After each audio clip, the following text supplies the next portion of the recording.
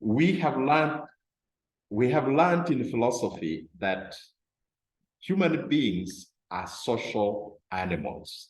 By the way, that is a big assumption.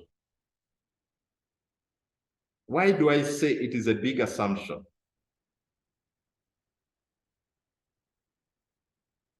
Mr. Odeke Deogracias, Mr. Owino Caesar, father, I think, and then Deogracias Tumine. Why do I say you and I are social animals? And that is an assumption. Any one of you can interject with your thinking on this.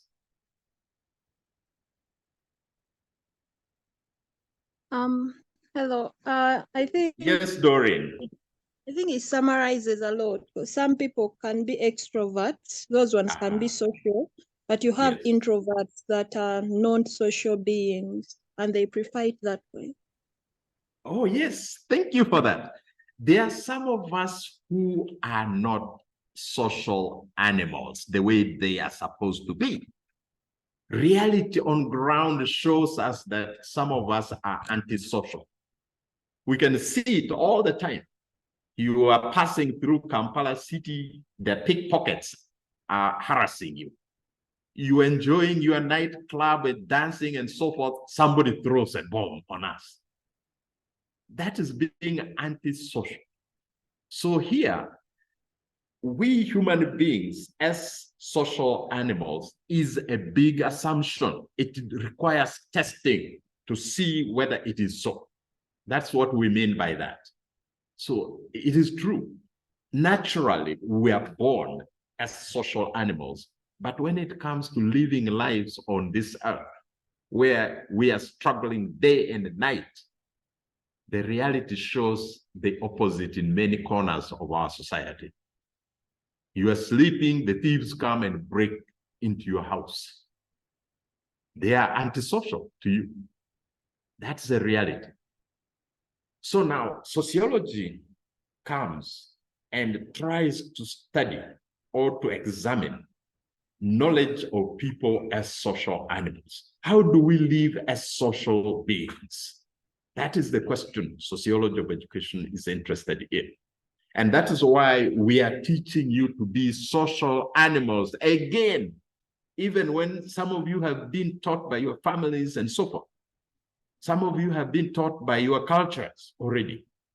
But how were you taught? You find that probably your culture taught you to be a proud Muganda, a proud Muchiga, but against the other tribes. So we need to unlearn that and become better social animals. That is the emphasis we are trying to look at here. Sociology of education is still relevant for us today because there is a need for us to outgrow our antisocial behaviors that we have inherited through different influences in society. So that is very important for us to take note of that. So we need to seek more knowledge, more clarification on how we can live together as social animals and how the societies can do business together. For example, you have Kenyan society doing business with the Ugandan society. Recently, we had a crisis related to milk products being exported to Kenya, and Kenya saying, no, we don't need Ugandan milk products because of their own reasons. And we had a case of maize, and Kenya was saying, we don't need Ugandan maize because it is contaminated with E. coli bacteria and so forth. So those are challenges. How can the two societies live together? Sociology is concerned with that and studies it so that it comes with some solutions. Then sociology also studies the adjustments to societies. Some of you may say, my tribe has evolved over time. That is true. Every tribe has evolved. And what is responsible for the evolution of the tribes from where they used to be to where they are today? Probably education is playing its role. Religion is playing its role. And other social gatherings, social discussions have made that adjustment possible. So sociology is interested in that. adjustment, evolution of society from being a remote village to a better modern society. There is a lot to do there in terms of sociology. How about the customs and cultures? Our cultures have also evolved over the years. We have learned through experience. Like in Karamoja, you see some of the warriors giving up their guns to come and join their communities to be peace and love makers in their communities, instead of taking away the cows of others, killing them in order to dominate them. That is now evolving in Karamoja in many ways. So these are some of the examples in which you see sociology of education can be at work, because people's thinking is changing over time. And then our institutions, cultures, we saw cultures. What about the institutions? We used to have a council of elders sitting together. Is it still the same way in our villages? We used to teach many of our children around fireplaces. Are we still teaching the children around fireplaces under trees? I think we have built a lot of schools around, and we're trying to make sure these schools are utilized. And that is a big change in the institutions in our societies. Patterns of stability. How do we maintain peace in our society? Some of you will testify that we maintain peace by praying over those warring different parties. For instance, a family is in crisis, there's no peace. What do? Do we bring government officials, the police, to come to settle them? No, many people don't wait for the police to come. Sometimes you will find the people in the villages gathering to discuss and to pray over the families that are in a crisis. Sometimes you see the elders coming together to say, hey, families, this is not the way to behave. We need to find a solution to your crisis. Sometimes you find the religious leaders coming to these families, counseling them, praying for them, and peace is established. This is a different way to manage our societies. The patterns of stability are changing every day because of the relevance of the ways that are applicable to the society. And then, of course, the change that they develop. Many people are changing every day because we are thinking human beings. That is a big assumption again. But that is who we are. We should be thinking. And our thinking should be able to help us change the way we do things. So sociology of education is a key subject in that area. Particularly, sociology will study people's patterns of thinking and how they can develop based on their thinking. So this is specifically now Albert building on what Auguste Comte had started, that sociology is a science of society. And I've explained how sociology is a science of society. And the details come in Albert Stewart's definition of sociology as scientific discipline, seeking knowledge of people as social animals, their societies, adjustments to societies, their customs, their institutions, patterns of stability, and the change they seek to develop. So that is what we have seen in terms of sociology. And that is the definition we have so far seen. However, this definition is not the best. I still challenge each one of you to look for better definitions of sociology. So please, after today's lecture, I want you to go and look for sociology and see the best definitions you can find for you to adopt. Is that doable, colleagues? I think so. Any questions on this simple definition?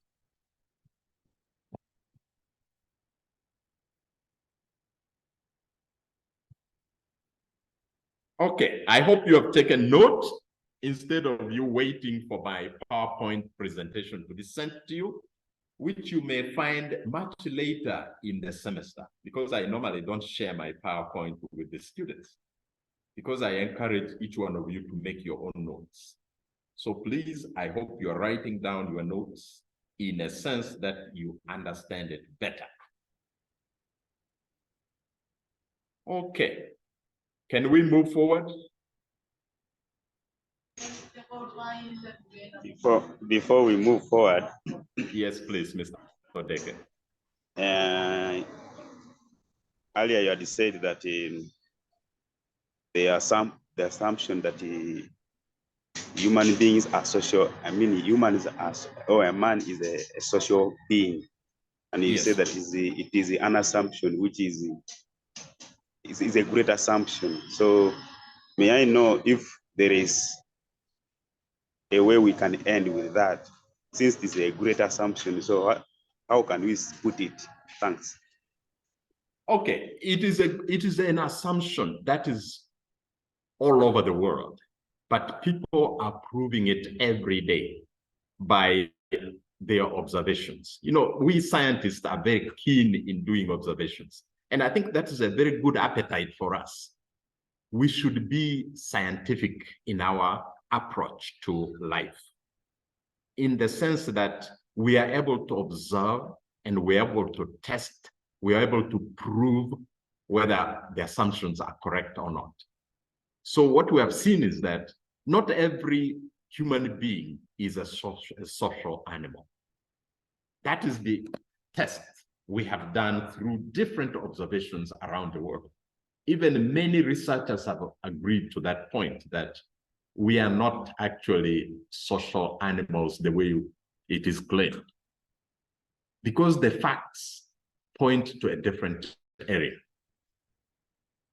So putting a blanket statement that everybody is a social animal is a very big assumption in that sense. But that doesn't mean that some people are not social animals. So we need to be logical here. Some people are really social animals. And they are there in our churches, in our communities, in our villages, in our families. Even in the same family, you find there are 6 children, 2 are very social, the others are hostile. They can be your brother or your sister, or your son or your daughter. That is there. So that's why the assumption is something we have to wrestle with as great thinkers and prove it whether right or wrong. And once we prove it right or wrong, we have to make our decisions. And that decision depends on each one of us. So, Mr. Odeke, I hope that is useful, and you will continue testing that in the communities or in the places where you will be teaching. Thanks so much, dear doctor. Okay, please. Other members, what are you thinking? Are we okay to move on to the next?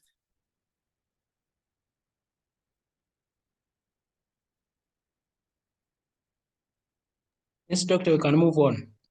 Okay, thank you so much for that. Let me move on briefly, and then we stop. So the next concept that we want to look at is education, before we combine the two. Education is a human activity. I'm sure most of you should be able to know that. Education is defined as a human activity and a process of upbringing. And when we talk of upbringing, it suggests that education is carried out among people who are growing up, children. What about those of you who are adults? Don't you go through the education process? For sure, right now you are going through it. You are adults. So upbringing may not apply very well for you here. But for children, that is the deal. Most nursery schools, secondary, primary schools, and up to maybe even a secondary, we are talking of upbringing children. Many families are doing that. And it is called also education, because we have informal education taking place in our homes, in our villages, and so forth. And then in our schools, we have formal education taking place. where we are teaching our children using a particular curriculum, and then we have a syllabus like the one I will give you. You look through the syllabus, you have rules that guide you in the schools. That is what we call formal education. So it is also upbringing, rearing. Some of you do rear animals. You know what it means to rear an animal. The animal must feed, the animal must be given water, the animal must be given medication, the animal must be directed where to go. That is all rearing. And education also does that. Rearing, guiding the children, directing the children, and teaching them certain contents that they need in the society. So that is all characterized as upbringing. Those of you, the fathers in this class, who were taught probably some bit of Latin, you know what educare means. Can one of you volunteer to explain to us what educare means? Those of you who did some Latin before? Any volunteer? Yes, or we know, Caesar? It is a Latin word which means to teach. Aha. Educare means to teach. It is a verb. And in this case, it can refer to upbringing of children, trying to guide them, directing them, and making sure they learn what they are given. That is the original meaning that we can explain there. Thank you so much. That's why I'm so happy to have a diverse class with different backgrounds. The next definition of education, the first one, as I said, is good, but it doesn't include adults in its understanding. So here, we need to see it through the lens of another scholar. That is Professor Njoroge Raphael. Some of you may have heard about this gentleman teaching in Kenyatta University in Nairobi. Njoroge came so strongly about education. He's the one who did a lot of history of education. And according to him, education is as old as humanity. That means from, let us say, Adam and Eve up to today, education has been there. How? Maybe formally or informally. Either way, it has been taking place. So for him, education is not just schooling. You go to school, you learn A, B, C, D, you come home with homework. That is not education. It is much more than that, according to Njoroge. So education is more than schooling. And when we look at education as more than schooling, we are seeing education as a human activity, according to Njoroge's definition. So now, education as a human activity means it is dialogical in nature. This is a big word, colleagues, dialogical in nature. What does it mean? Can one of you help us understand this? Education is dialogical in nature.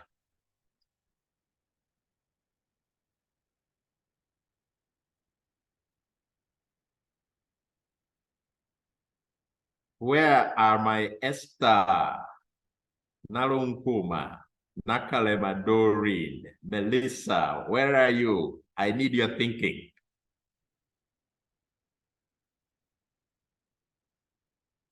Senda Samuel, what do you think of this?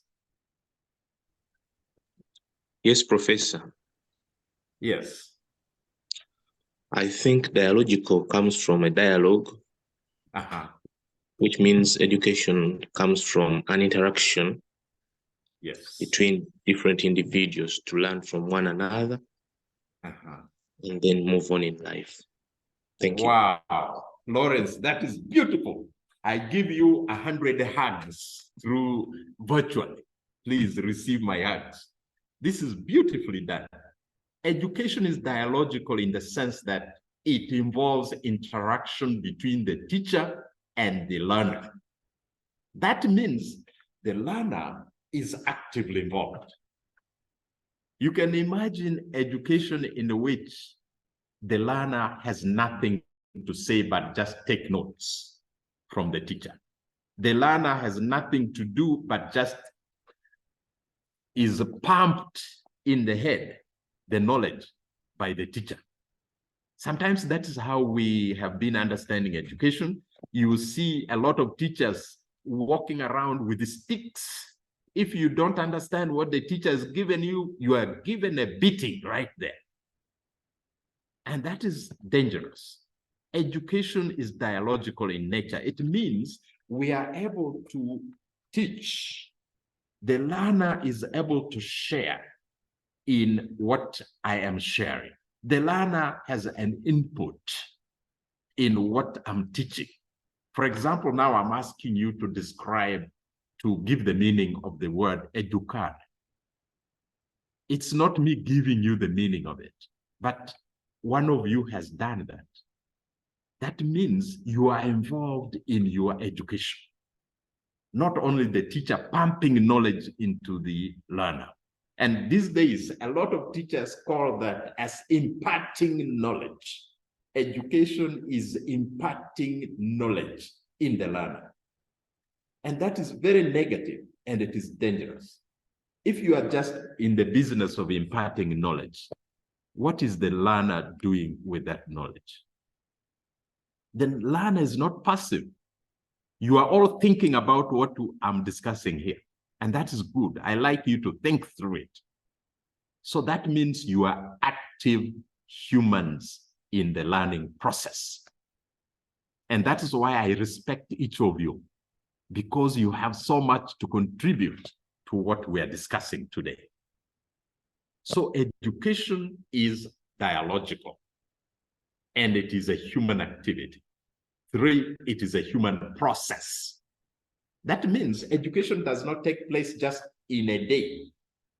You can see so many teachers rushing to finish the syllabus, but have the learners understood what is taught? Education is not about rushing through the syllabus. It is helping the learner understand the content that is taught. And then the learner is able to apply it to real life situations. That's what education is about. And this is the dialogical nature of education. It's not coming from the teacher always. It can even come from the learner, and the teacher learns from the learner. At the same time, the learner learns from the teacher. That is how dialogical it has become. So colleagues, you will be in the classrooms, busting your head up with the thinking and worries. Oh, have I really prepared the lecture? And then you run to class, you start teaching everything you prepared. But has the learner understood you? That is the question. If the learner has not understood you, what other ways can you help the learner understand what you are teaching? That is where the dialogical nature of education becomes. I think Njoroge's definition of education here as a human activity, which is dialogical in nature, and it is a process of what? This is now another way to understand it. A process of becoming more conscious of one's limitations and possibilities in a critical manner. I like the way he has put it now. Education is a process of becoming more conscious, more aware of our limitations. If I were to ask you to write down for me all your weaknesses or limitations, some of you may just end up with one limitation.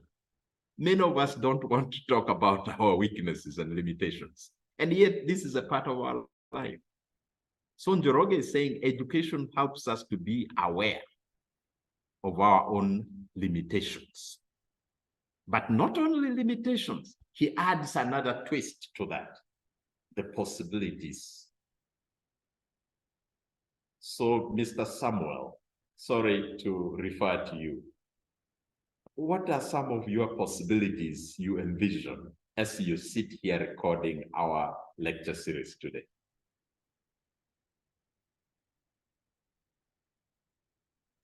Doctor, you mean the short-term vision or the long-term?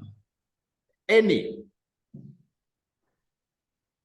One, and let me begin with the reason why I'm doing this course. Vision to see that I join the ministry so that I can so that I can serve better. And also being that we have a new curriculum, which is basically learner-centered.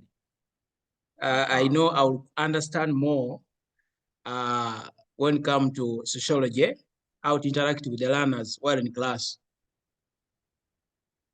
Very good. So this course may be very eye-opening for some of you to see possibilities in your life, what you need to be, how you want to do things in the future.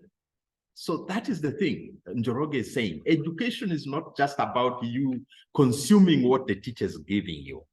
Education opens your awareness of what is possible in your life. Some of you may have looked at God as somebody a person you fear the most. That's why you see you have to be God-fearing. And then very soon, some of you will say, these days I don't see God as a threat. I see God as a loving Father, and I want to live with this God.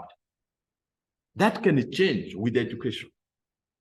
So education can open different possibilities in your life. And if you seize them rightly, you may end somewhere else. I remember when I was in Makerere, I didn't know that Makerere could offer me possibility of looking for scholarships to go abroad. But when we are taught how to use ICT in Makerere, I seized that as an opportunity. So it opened for me possibilities of going abroad to do my studies. So I was able to find a scholarship for 12 years. Colleagues, is that an easy thing to do? No. But I was able to see that through my classes, the possibility of becoming a scholar abroad. And I went for it. 12 years I did that in the US. And that is serious. Education was the one that opened those possibilities for me. So I don't know how yours will be, but you are here in Sociology of Education class. Is it opening possibilities for you to become a better human being? I think that will be the thing each one of you should be thinking about. So Njoroge's definition that education is dialogical in nature and a process of becoming more conscious of one's limitations and possibilities. Once you are aware of your limitations and weaknesses, what do you do, colleagues? Deo gracias, this is for you. What do you do?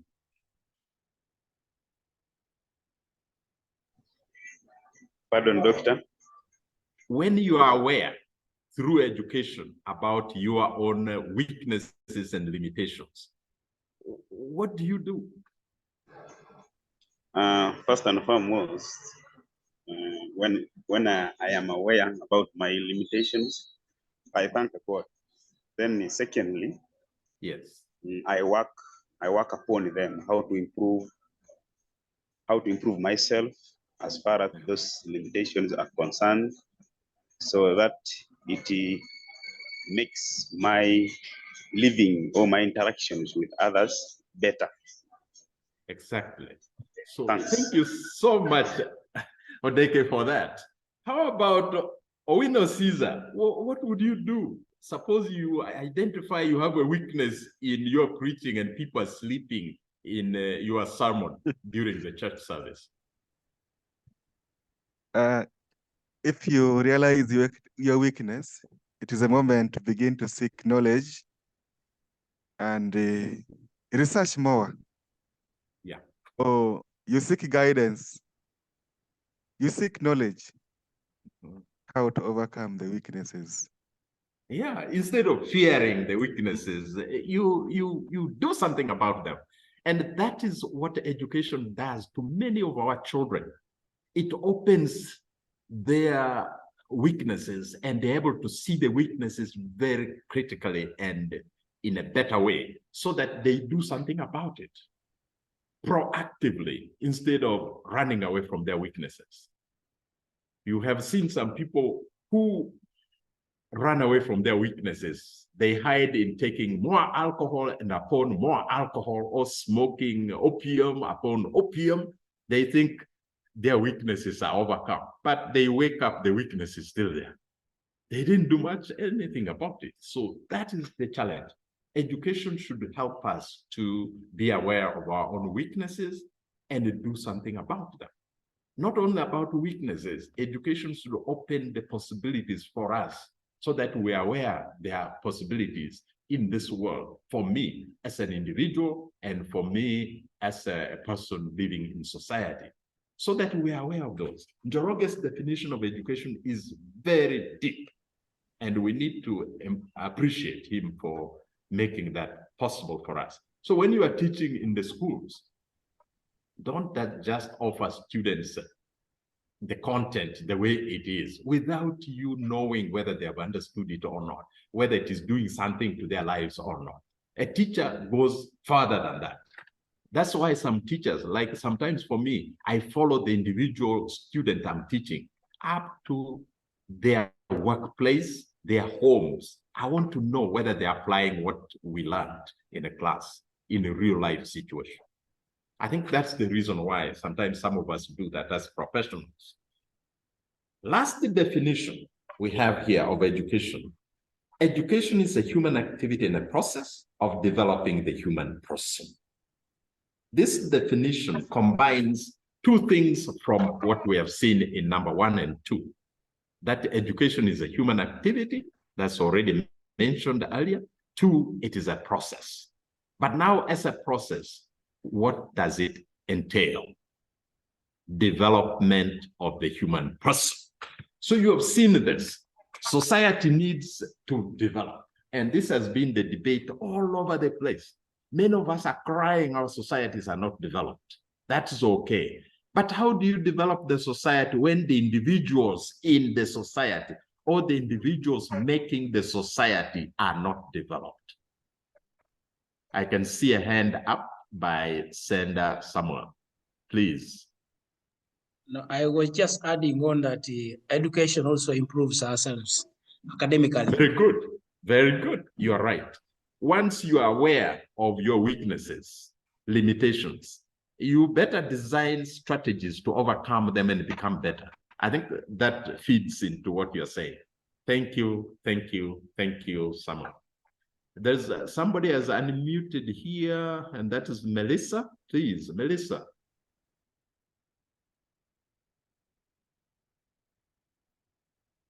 Hey, Melissa, I thought you were going to say something. Okay. Lawrence? Yes, Professor, thank you. If we give this definition of education being an activity and process of developing a human person, yes, there are those elements that make up a human person. Very good. That's yes. The spiritual, the moral, the academic, and the human. Yes. So if someone is trained in those 4 aspects, then you hope to have a better person who can manage himself or herself in this world. And therefore, with those 4 aspects, it means that the skills have been acquired, attitudes have been changed to positivity, and someone lives some good, better life, which is exemplary. Thank you, Excellent. Professor. Excellent. Thank you so much, Lawrence, for this elaborate and good way of looking at the definition we have here. The human education as a human activity and a process helps us to develop the individual first. We cannot develop society. Society is very abstract. Society is made up of individuals. So that is why the target of education is the human being, that individual human person. And it is this individual person that we have developed so well that can help us develop the society. Because this individual is developed spiritually, academically, socially, psychologically, and we hope even economically. That is how the society can become better, because of all those areas which are addressed through education. So Lawrence has now even put it better for us. So education is the development of the human person in and outside of school. It is not only in school where education takes place. It can take place outside of the classroom. For example, you have your peer groups with whom you enjoy maybe an evening football game. Those people have a big influence on your life, and they're actually educating you through their ways. Sometimes we're there enjoying as children running to fetch water from a borehole or a well. On the way to and fro, a lot of education is taking place, and we are formed academically. You find children asking tough questions and they debating along the way. They are bringing in things which some of us didn't even know, and we learn from that. Their informal education is taking place outside of school. And then when you're in school, it is also taking place. The teachers are teaching, you are doing your research online, you are accessing the computers, you have your classmates discussing issues during the debate, or maybe even in the class, their learning is taking place inside the school. So education is in or outside of school, taking place all the time. So now the person who is educated is empowered to acquire knowledge, to acquire skills, to acquire good attitudes that are meaningful in their lives. And this is the person we believe can change society for better. And that is why education is going on. Before you, it was going on. After you, it will keep going on. The reason is the better educated person is likely to transform society for the better. That is a big assumption, but we also need to test it in real life, because we also have people who are highly educated and they're messing up our society. The evidence is also there. So colleagues, here are the definitions of education, which are given by different scholars. Njoroge in particular. Secondly, you see my humble contribution as Odama. But what is your definition of education from today onwards? That is the question. Now, each one of you will have to come up with your own definition of education, because you are going to be a teacher of my school in your district here, district there, district Rakai, district. Some of you are going to be in a Hoima district, others are going to be in Nebi, others maybe in Soroti district, others. But now, do you know what education is? Do you have your definition of education that is meaningful to yourself and to the people you are going to teach? If you don't have, please, I will not hire you to teach in my school. I hope people have heard me. Doreen, have you heard me? Hello, Doreen. Yes, please. Okay. I will hire you when you have a very good definition of education to teach in my school.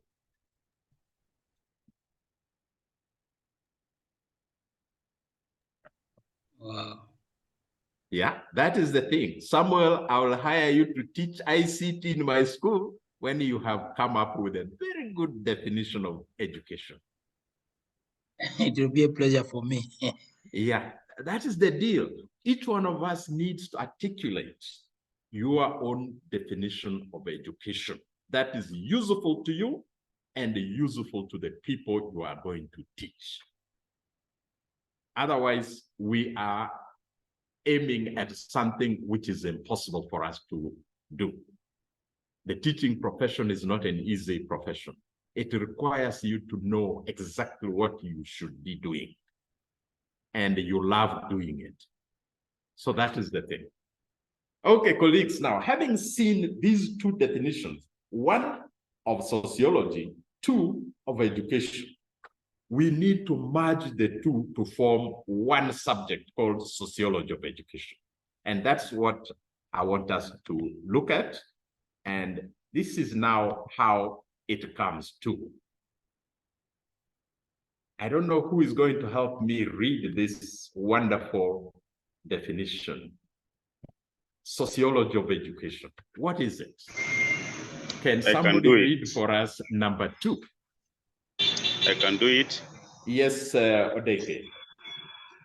Sociology of education is a discipline which investigates the relationship between education and society.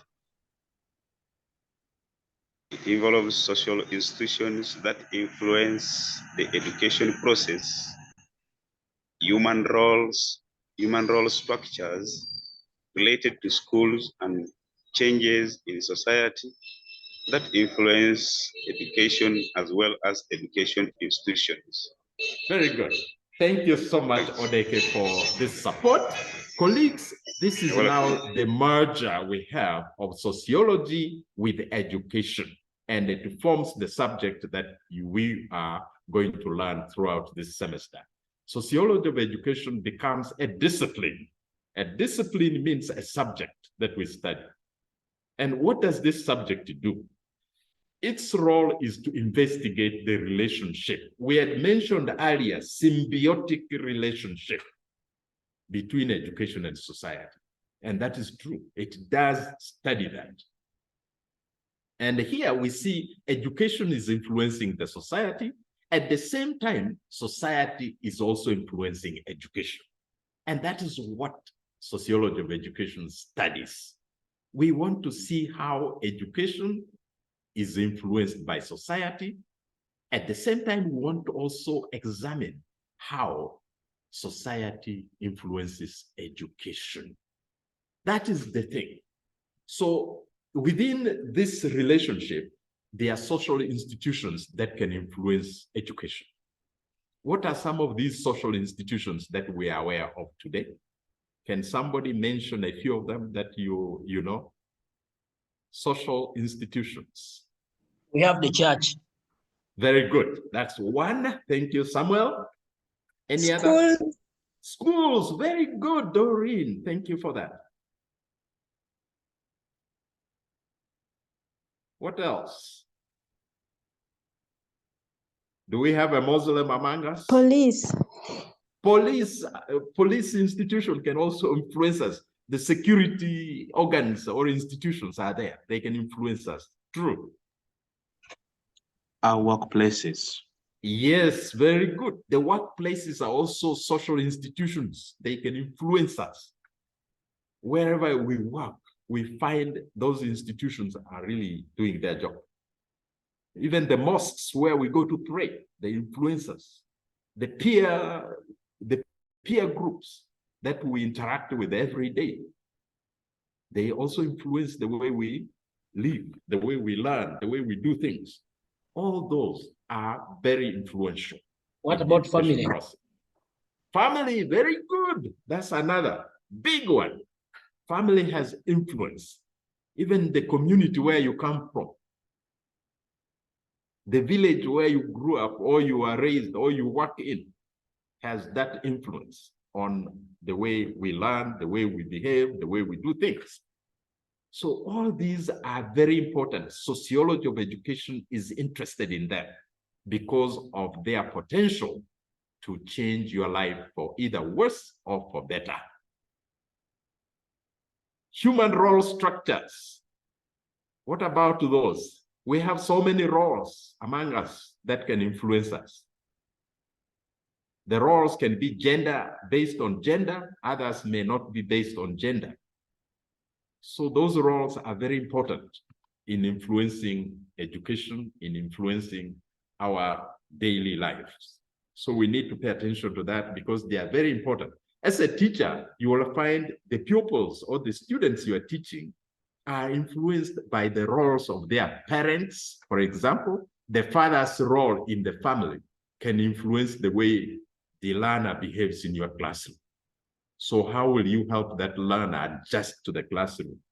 Suppose the role of the father of this young boy or young girl was that the father was an alcoholic. and is influencing the boy to take alcohol in your class. So you need to help this boy as a teacher. So these are some of the role structures that can influence our education, our learning, our behavior, and so forth. Sometimes the curriculum that comes from the National Curriculum Development Center, one of you talked about the new curriculum. That is not from the student side.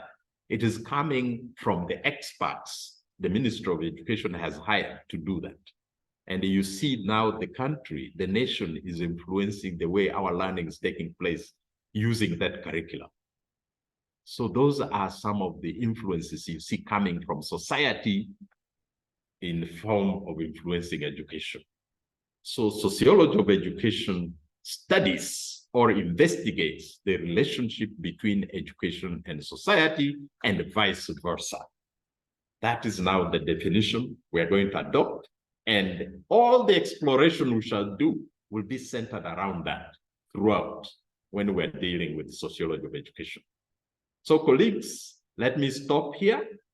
We have seen that sociology and education are relatives. They can be merged, and they form one subject that we call sociology of education. And this subject investigates the relationship between education and society and vice versa. That is what we have seen today. So colleagues, I hope you are now at home with this. Next time, we shall add more content to that, and our life continues. I want to wish you a very good weekend. Enjoy it, relax a bit. After this lecture, I will start sending you the materials that you need to read, the syllabus you need to use. So thank you so much for your active participation. May God bless you all. Bless you too. Thank you very much, Doctor. You're welcome.